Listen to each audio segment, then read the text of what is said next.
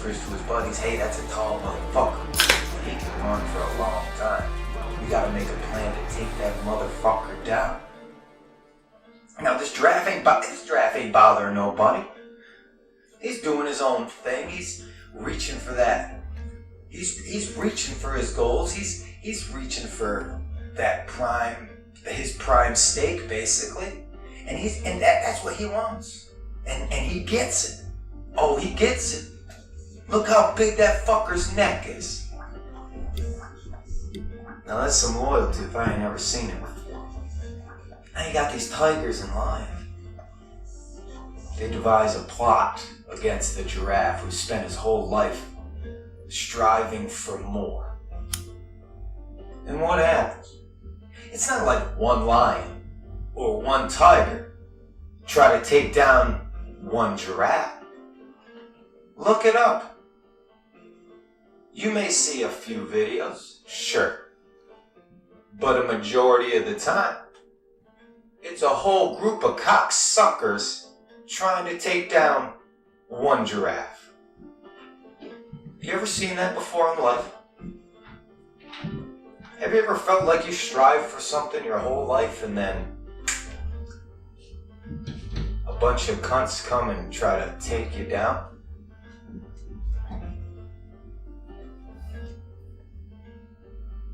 I don't know about you, but I'm seeing it a lot nowadays. I'm seeing it a lot. And it stems from jealousy and envy. I want what he's got. I don't want to put the effort in, but I want what he's got. I want what she's got. I want what they got.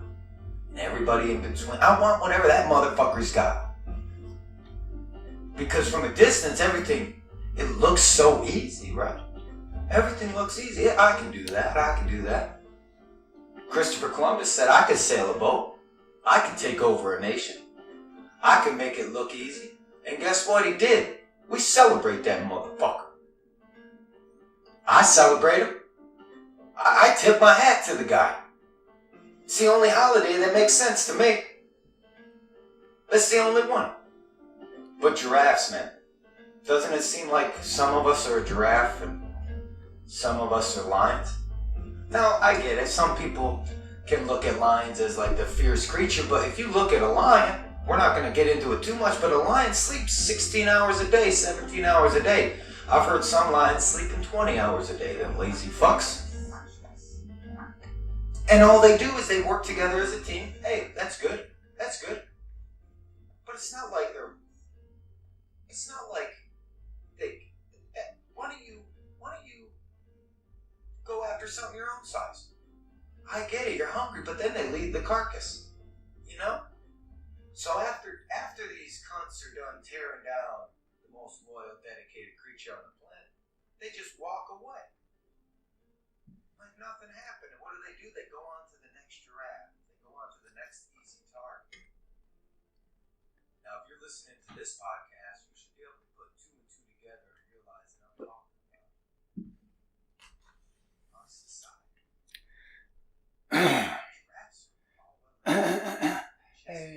Do re mi fa sol la ti da. Do re mi fa sol la ti da. Do re mi fa sol la ti da. Ooh. Boy, oh boy. Oh shit, hold on a minute. I didn't mean to offend anybody. If I offended you by saying boy, oh boy, please know from the bottom of my heart,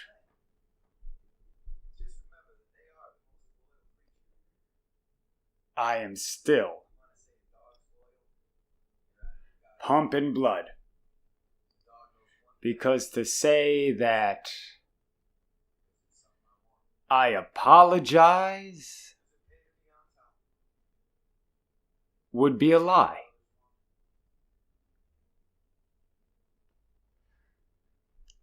Because what this you says, has said, or will say will always be, and always, and if infinite exists, infinitely be, just words. And if you're still listening, even now, after the little introduction from episode 16 of the TrapHouse podcast titled Giraffes, you would know that words don't matter. As important as they do not matter. Number one is, they are not matter. Number one is, if words can hurt, then pigs can fly. And I'm going to modify the whole pigs can fly saying by saying, if words can hurt, then pigs can fly on their own. The only reason why I say that is because if you have not gotten on an airplane lately, and if you have gotten on an airplane lately, you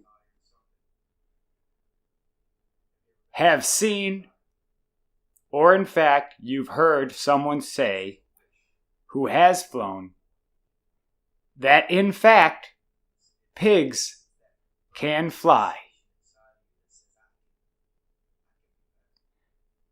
Again, look it. I know I've said it every episode. Every single one. But it will not get old. It does not matter if this podcast goes on for 1 billion episodes. I will continue to say this. Welcome back to the TrapHouse podcast. Whether you listen or not, thanks. Whether you appreciate the words I use or not, thanks. You all must know that this you appreciates all of you. No matter what, who, why, how, where you are. So folks, so human, so man, so woman, so child, so everything in between. Again, you all know we are all inclusive here at the TrapHouse podcast. I am welcoming you back to episode number 29 of the TrapHouse podcast. And on this Today Day, you will learn, or you will be offended. Now, both are a choice. You have a choice. We know what choices are because Mom has been saying to make them wisely since day one. Because obviously, you all know that 0 cannot be. So, if you believe you had a day 0, comment below. Please explain in detail about your day 0. I would be glad to hear about it. No joke, no sarcasm. I would love to hear about your day 0. Also, put your hand out real quick. Look at it. And if in fact you just see your hand and you don't say, oh man, I have 0 apples. Or you do not say, or you say, oh man, I have 0 in my hand, other than saying, he had me hold my hand out and I'm looking at it. Although I cannot see something in my hand, I'm still not saying that I have 0. Because if that's the case, anytime you're in the bathroom you give a shit. Seriously. There's nothing other that you're thinking about while you're in the bathroom other than, I've got to get this thing that's inside of me out. And in order for there to be something inside of you, you must have put something inside. I personally know that if you don't eat for a day or two, or if you are personally on a fast, which I recommend, if you don't put anything in your body will not release anything. And by thing, I'm relating to, urine, shit, diarrhea, throw up, bile, anything that you put in would come out eventually. In a different form, but still you put it in there, it'll come out. So in fact, if you hold your hand out and you try to eat, you will be dissatisfied with the service you receive from the absence of something. So in fact, not even my opinion, when you look at your hand and it is just your hand, if you think in that moment, I have zero of anything, please continue to listen to this episode. Because not only will this you, Epiphany Chris, open your eyes to an entirely new reality, but this you, named precariously by Filthy, you will be amazed by what your eyes can see when you realize that zero has never, and in this present moment, does not exist. Now, some don't know what exist means. What does exist mean, Epiphany Chris? Well, exist means, explained by some human at some time, exist means to live under adverse conditions. So silly, some scientist or some human or someone in the past has told us that we exist. I don't agree with that. I do not follow that line of logic. I do not even believe that that word exists. So in my factual opinion, if you hold tight, you may also want to be sitting down and holding tight while listening to this episode. But if you were to follow this and listen to this and take note or understand, and I can't even use the word understand anymore because it's just two words, under and stand, just combined. Now you must know what the word under and then stand mean. Under simply means beneath. And then stand could mean quite a few different things. But in this instance, it means to be erect, to stand vertical from ground, to be standing, to be at the position of attention, to be 10 toes on the ground, head in the air. So how now can you understand?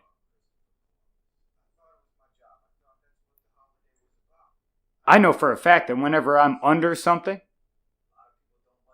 if I have to be under anything, normally crouching, laying down, crawling, tumbling, definitely not on my feet. Now you could say, hey, Epiphany, Chris, what about when you are standing under a bridge?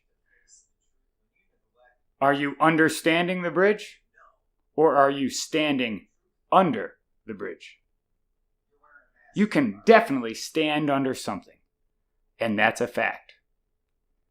But when you smash these two words together, as humans have done, this word is obscure, ridiculous, nonsense, irrational, and not even a word to use to another human to relate to them. So now that we've got that out of the way, let me tell you what. What? What is a great word? It can open up your mind to many new things if you were to just say, what? Or if you were to say, where? Or why? Or how? Or really any other word that can be used to be at the beginning of a question. Yeah. And if you don't know what a question is, that's just a sum of words put together with a question mark at the end that requires an answer. And truly, if you are in search of an answer, your question must be specific to the answer you're looking for. Whether you agree or disagree, if you're not asking questions and you're looking for an answer that you are interested in getting, don't ask questions that you do not want the answer to. Now, if you're afraid of a question, that's because you have some work to do on you.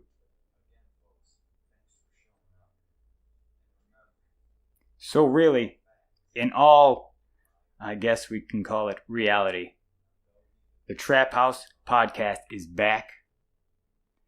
We've been a little distracted lately. We've been taken over by many other things and stuff that are happening. And not only are they happening, but Epiphany Chris is making them happen. You may ask yourself, well, how are you making things happen? How are you making stuff happen? That's a simple answer. And we will answer that by the end of this episode. But beyond all this introduction, beyond the fact that I've already wasted your time, and you're probably thinking, man, oh man, again with this bullshit nonsense. It's all good. Do not be dismayed. Do not hesitate to shut it off.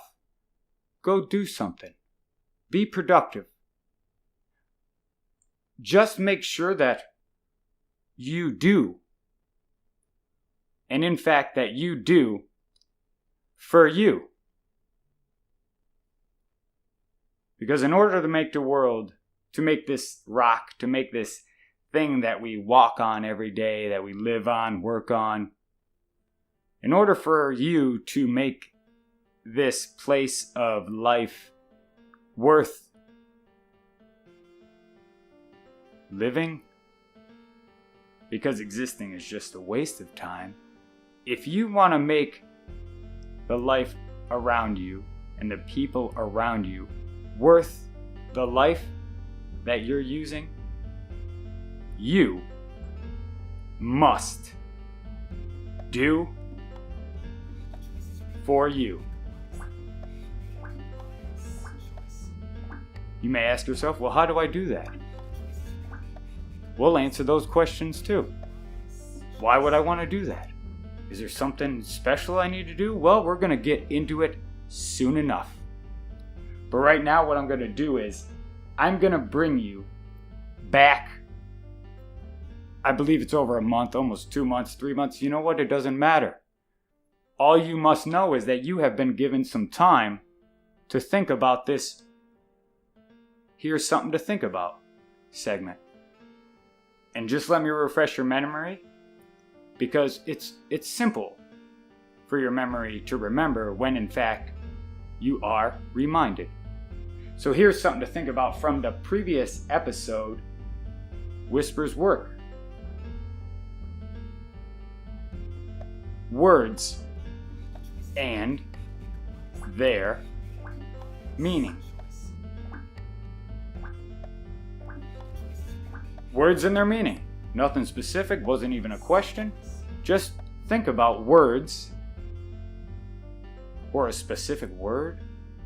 In fact, if you do not believe or you know that zero does not exist, then in fact, you should know that really what I should have said was, here's something to think about. Word and meaning. So let's dive into it. This you knows that he has had plenty of time to think about it. And if you're like me, you've got a dictionary laying around, you've got a phone that is full of all the words. Even Google knows all the words, your search engine knows all the words, the dictionary knows all the words. But the you, can only know a certain amount of words. A certain amount. Even the greatest Englishman of all time, even the guy who wrote the dictionary, even the guy who combined all these words together, still could not tell you every word and the meaning of it. Those are facts, not in my opinion. But if you know someone who knows all word, I want to meet this man, woman, or other. It would make my life if I were to meet the human who knows all word. So comment below and let me know. But here we go. Word, well, the way we had questioned it, or the way we had brought it up before, is words and their meaning. So the first word that I'd like to speak on is simply this.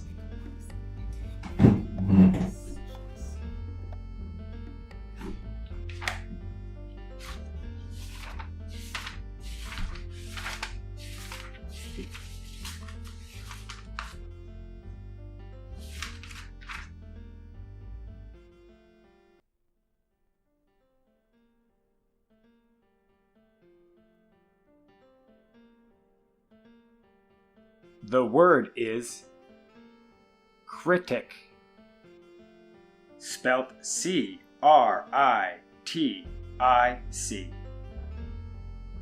Critic. One who expressed a reasoned judgment on any matter, especially on art or literature. One whose profession it is to write reviews. One given to expressing adverse judgment or finding fault. The word critical,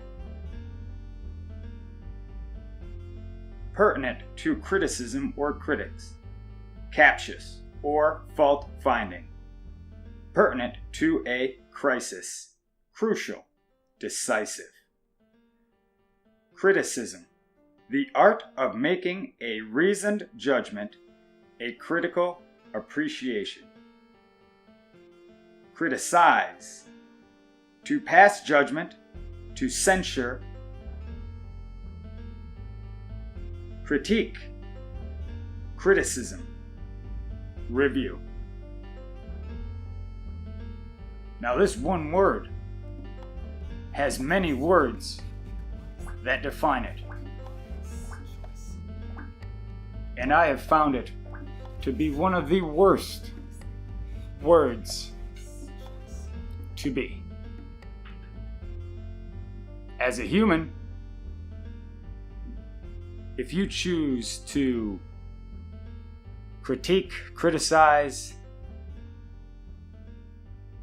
or be critical to another human, no matter where, what, who, why, and how the situation has come about for you to criticize or to pass judgment on another human?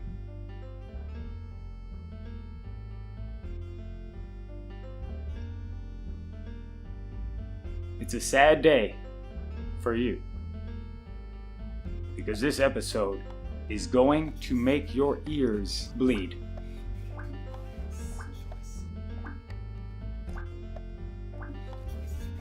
In an instance, you may be critical, criticize, or become the critic of another human.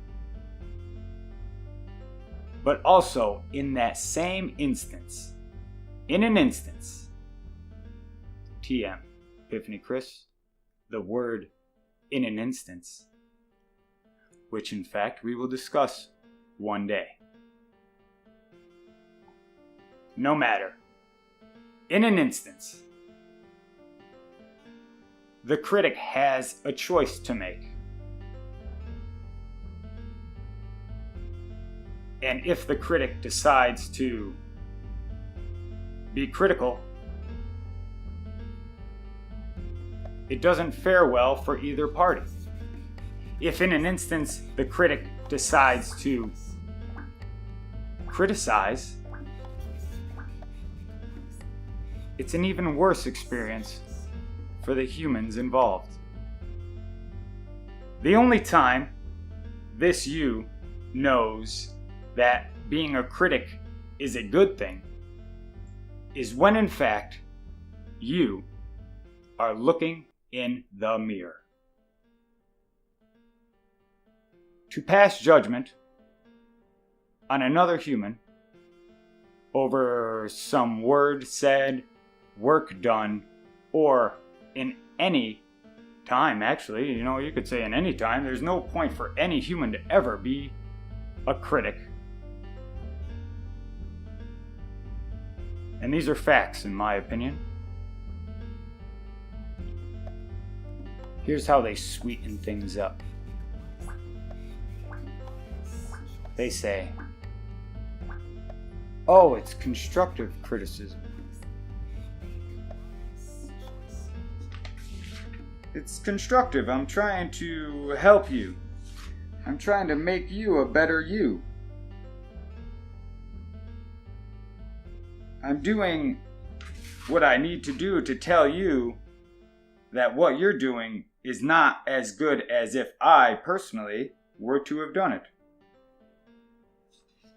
Now, it's so silly because, in fact, the you who criticize could never be the you are.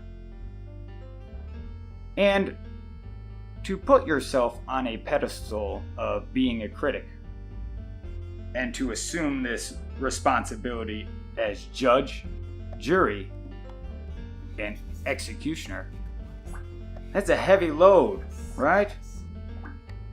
Trying to know what you do at every time and every place and every day, and to know that you're so on point. And for you to know that there is nothing that you do that could ever be looked at and scrutinized. Well, if you're the critic, again, be a critic, but be a critic in front of a mirror. Now here's the best part. Those who use the word in front of the word criticism, this word constructive, to build. There's no other word. Constructive means to build.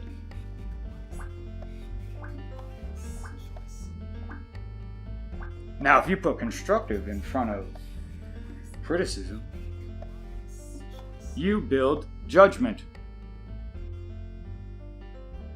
You build falsities in another. You build an argument against their work, actions, words, or being. So to try to spice this word up by saying, oh, I'm just giving you constructive criticism, is worse than just giving criticism. Because not only are you, the critic, standing on some sort of pedestal above another human who is just human like you,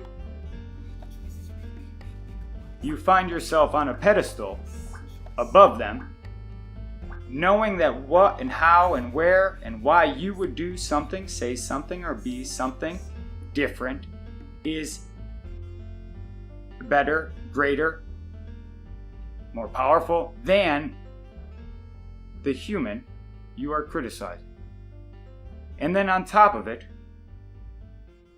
you're building this judgment. You are building this atmosphere, this state of being. You are building this, being on a pedestal, thinking you are above another human. You are looking at another you, saying, you, since you are not me, and since I would have done it differently, I will look at it and say, you are wrong. You could do better. You are not, pretty much. Because if you don't do it the way I see it, it cannot be right. That's a sad day for a critic, isn't it? Any human who chooses to be this critic I must say, that is also a choice that you have, and you chose it. And this guy, sitting on this chair, talking into this audio receiving device, is going to sit here and tell you, if that's the you choose to be, you be it. But this you will have no part of it.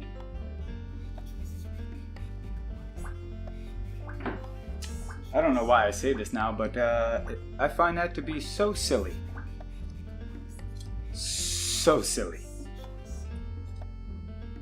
And I'm sure this you says these things because this you has come to the realization that when the phrase, you silly goose, comes into play in a conversation, if in fact you are not talking to Goose, it makes the most of sense. Because if you ever are being criticized critically by a critic, just look at the critic and say, mama mama, mama mama mama, mama mama mama, mama mama mama, mama mama mama, mama.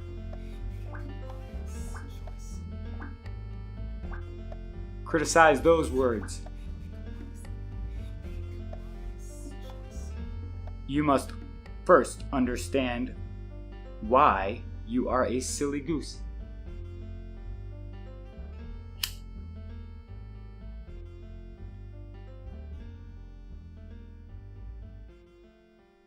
Because this you, Epiphany Chris, has chosen to respond to any and all criticisms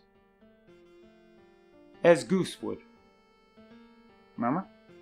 Mama, mama, mama, mama, mama, mama, mama.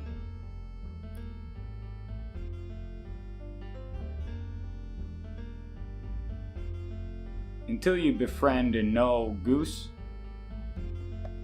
until you have experienced the ability to know Goose, you will never be able to know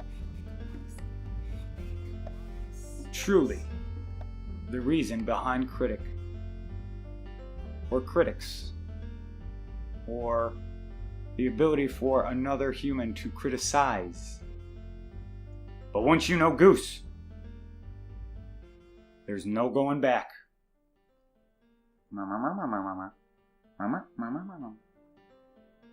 So why is it that we use certain words for this? And why is it also that we use certain words for that?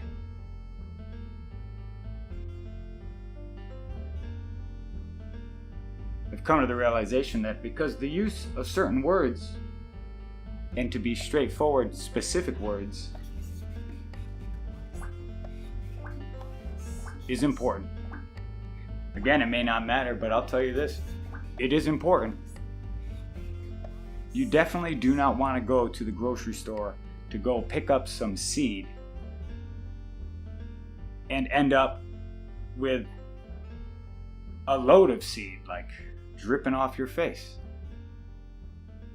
It's very specific to be specific. It's very important to be specific. It's very pertinent that you be specific with word. This is why, and I know I tried to make it a little silly. You laugh, you don't, it don't fucking matter to me. All I know is this, you, thinks it's hilarious.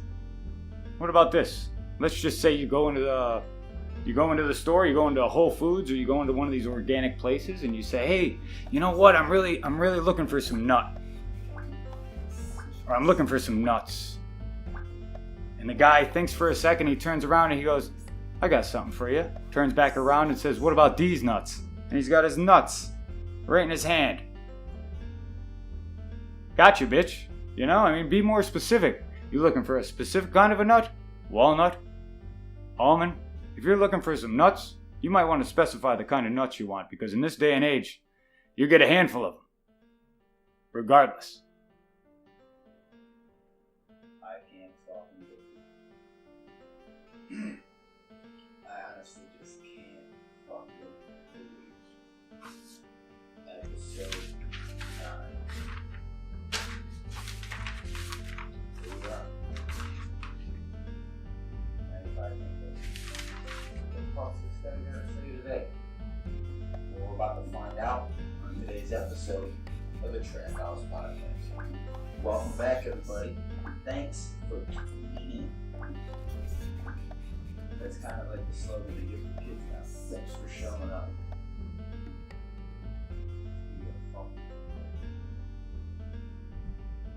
Words have more than one meaning.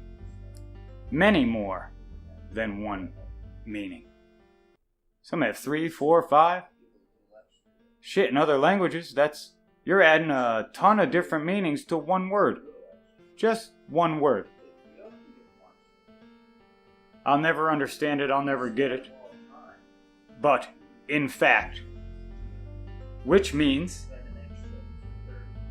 anything done, anything actually true.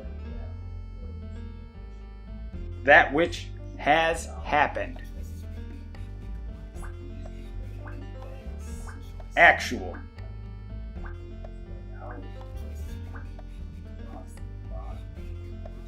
And then it says matter of fact, prosaic, unimaginative. So a matter of fact, facts are, in my opinion. I imagined that one day and it just clicked. That facts are true only and will forever only be true to you. So those who get you to believe in fact, but have no sustainable, they have no matter, they have no hard evidence, they have no matter that they can point to and say, you see? But they claim fact. They claim, hey, just believe in this, the thing I'm telling you. But in fact, in my opinion, facts are true only to you. So I encourage you, go out and make some fact today and then the day after. You must ask yourself, or you must see yourself doing something. You must see yourself thinking. You must see yourself at work. You must see yourself throughout the week or whatever you do. You must be able to see, touch, and accomplish a fact. So tell me this. How would you interpret the word fact? What is it that you see when you see fact? Is it something you are doing, have done, or is it something you are believing in? Because to believe in a fact that you've not thought, acted on, and completed,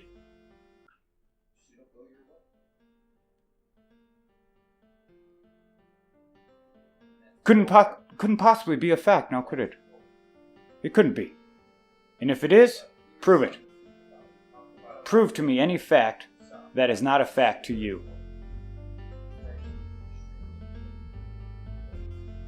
Or in other words, make me believe in your facts. Nowadays, everybody's walking around, I know this, I know that. Google said this. This book written at this time said this, but the book at this time says this. This guy says this, that guy says this. They are doing this and claiming it to be that. Why in the flying fuck do any you, or why in the fuck do any human reach out and use their time and thought to believe in fact that they have not thought about, that they haven't done, that they haven't been a part of? How could you believe a fact or know a fact, or how can you look at something and say, oh, that's a fact? You couldn't possibly do any of those things if in fact you, personally, you singular, have not accomplished it. These are facts.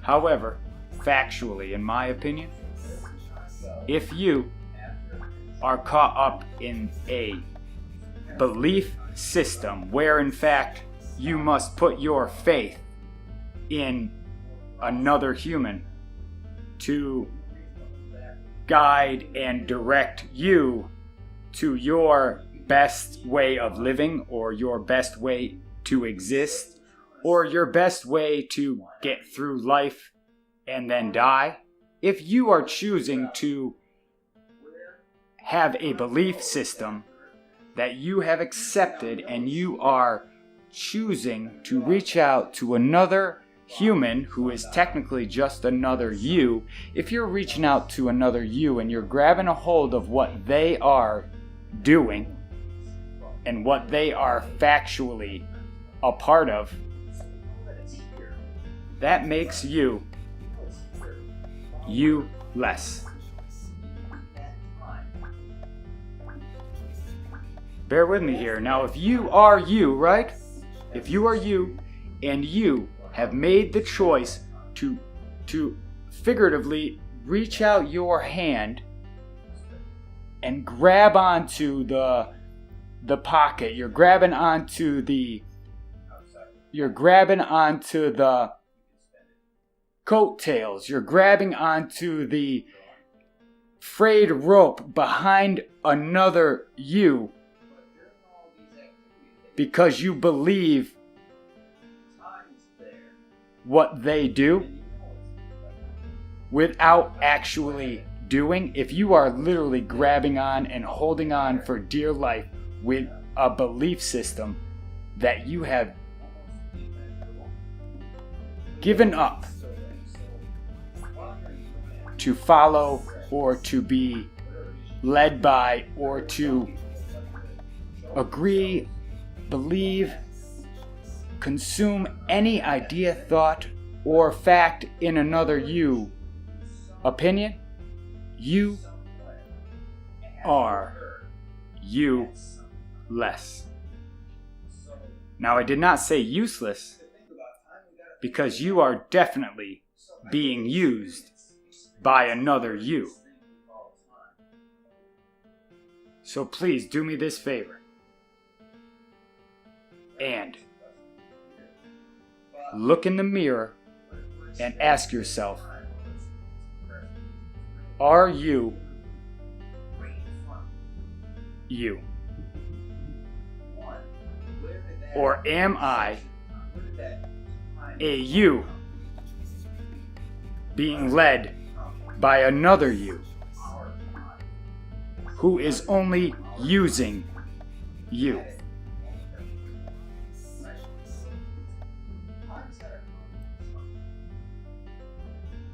And in fact, I can't unload this information, but I'm going to. If in fact you, the listener, singular, are being led by another but different you, you are officially you less. And to be you less, you are living a life as nothing. And in order to know what nothing is, you must look in the mirror, think, analyze, focus, and ask this question. Who are you?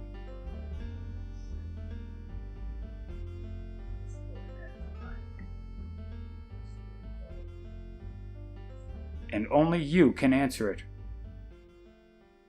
If anyone, any human, any other being, any other word-speaking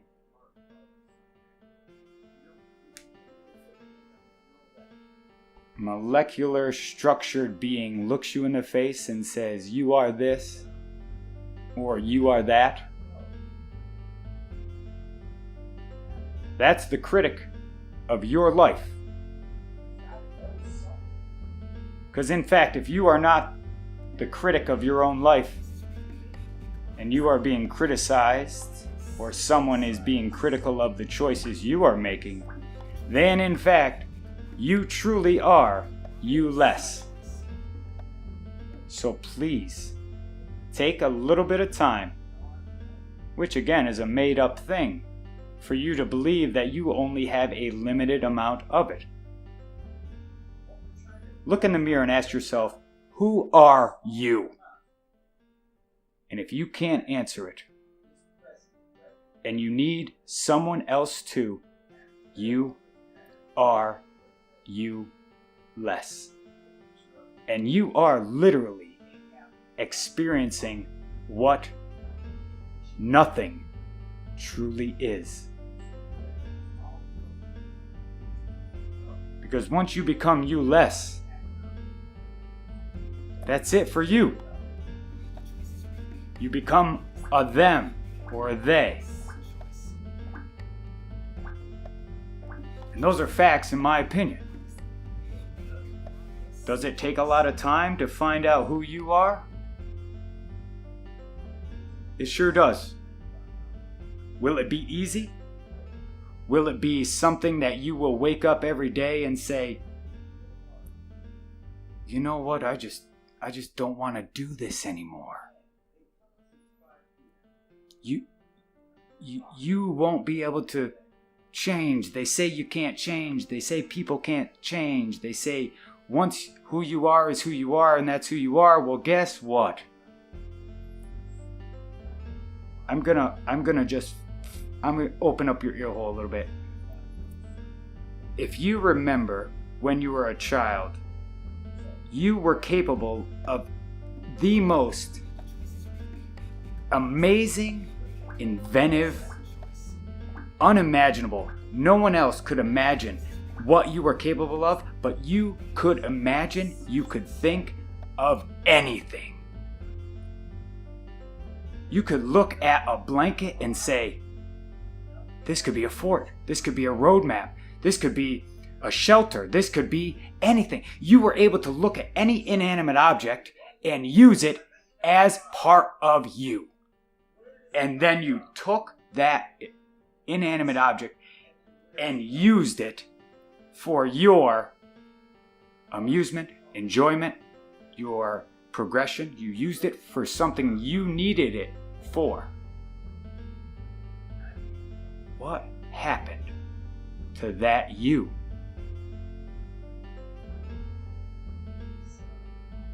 Now, if you're thinking about this and you've come to the conclusion that maybe I'm being led, maybe I'm part of something I don't want to be a part of anymore, well, Epiphany Chris is here to fucking tell you one thing. You are you. And on top of it, you choose who you are. No human, no being, no thing, no matter can ever be in control or choose who you choose to be. So make that choice wisely. You couldn't possibly be another you. Because if in fact you choose to be another you, you become you less. And on top of it all, you lose the you aspect of it all and become a they or them. And I'm going to tell you right fucking now. I'm going to be straightforward and honest as I can be with the words that I know. If you choose to be a they, them, you will be you less, and that will make you nothing. And you will never be able to answer the question, who are